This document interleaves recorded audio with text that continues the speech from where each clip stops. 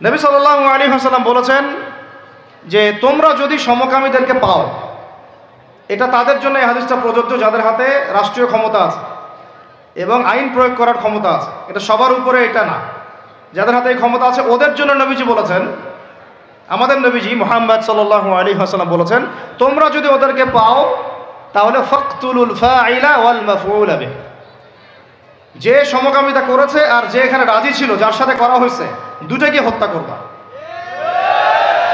এই মৃত্যুদণ্ডের শাস্তি কে দিয়েছেন? আল্লাহ এবং তার রাসূল। আপনারা চাইলে মানেন, না হলে মানেন না, কিন্তু কাল কিয়ামতের মাঠে আপনাকে একদম কলার ধরে জিজ্ঞাসা করা হবে যে কেন তোমার খেলাফতে, মানে তোমার দায়িত্বে, খেলাফত মানে কি? দায়িত্ব। আমরা সবাই আল্লাহর খলিফা, আমরা কি সবাই আল্লাহর, মানে আল্লাহ পাকের প্রতিনিধি। তো তোমার খেলাফতে, তোমার রাজত্বে, তোমার মানে শাসন ব্যবস্থার মধ্যে এরকম হলো কিভাবে? তুমি আজকে উত্তর দাও সবার সামনে। মনে করেন না যে আল্লাহ পাক ধরবেন না, বেশি না, অপেক্ষা করতে থাকেন। কতদিন বাঁচবেন? 100 বছর?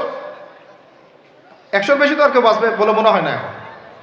আল্লাহ পাক এটা ধরার জন্য অপেক্ষা করছেন। যদি না আমরা ফিরে আসি, ফিরে এসে তওবা করলে আল্লাহ মাফ করে দেবেন ইনশাআল্লাহ।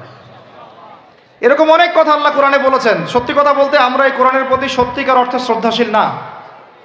মুখে মুখে বলি আমরা কোরআন ফলো করি, কোরআন ভালোবাসি, কোরআনের জন্য জান দিব, ইত্যাদি ইত্যাদি। অনেক সময় দেখা যায় কোরআন আমরা তেলাওয়াতও করতে পারি না। যেই কিতাব তেলাওয়াতি করা শিখলাম না, তার জন্য আপনি জীবন দিবেন?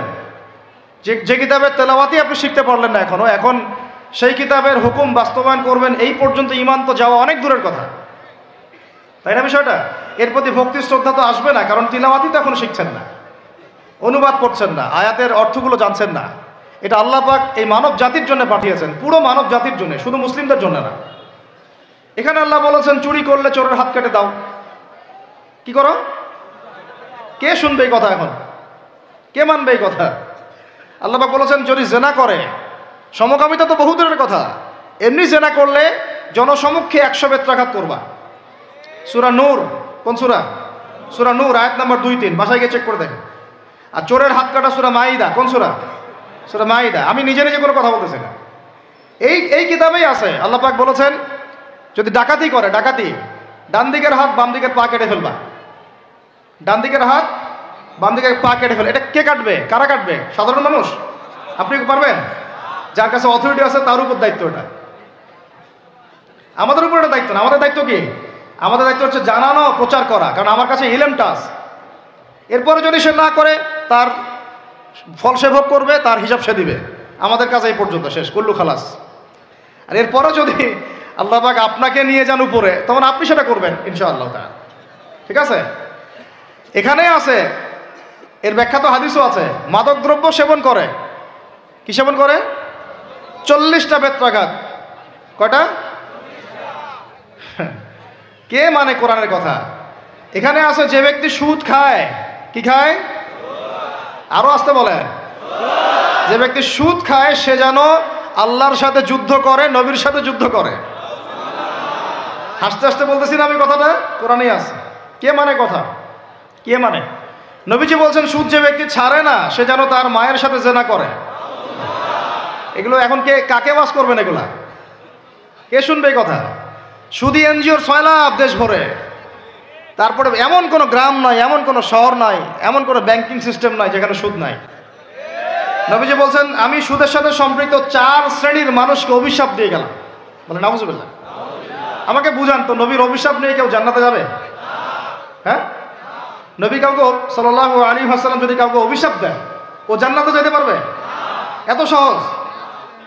নবীজি বলছেন যে সুদ খায় আমি তাকে অভিশাপ দিলাম, যে সুদ দেয় আমি তাকে অভিশাপ দিচ্ছি, যে সুদ খায়ও না দেয়ও না কিন্তু সাক্ষী থাকে, কি থাকে? আমি তাকে অভিশাপ দিচ্ছি। আর যে ব্যক্তি সাক্ষীও থাকে না কিন্তু লিখে রাখে, আমি তাকেও। বলেন তো এর মধ্যে পড়লো কি না? পুরো সিস্টেমটা পড়ে নাই? পড়েছে। আরো আছে যে মেয়েরা কি শুনতে পারতেছে? যেসব মেয়েরা পুরুষের পোশাক পরে, যেসব মেয়েরা পুরুষের পোশাক পরে, ট্রান্সজেন্ডার তো বহু দূরের কথা। ট্রান্সজেন্ডার মানে তো লিঙ্গ পরিবর্তন করতেছে, তাই না? ওর মনটা নাকি মেয়ে মেয়ে করে, মনটা নাকি ছেলে ছেলে করে। তো যাদের মনটা মেয়ে মেয়ে করে ওরা না হয় পুরুষাঙ্গ কাটে ফেলাই দিল। আর যাদের মনটা ছেলে ছেলে করে ওরা কি করবে?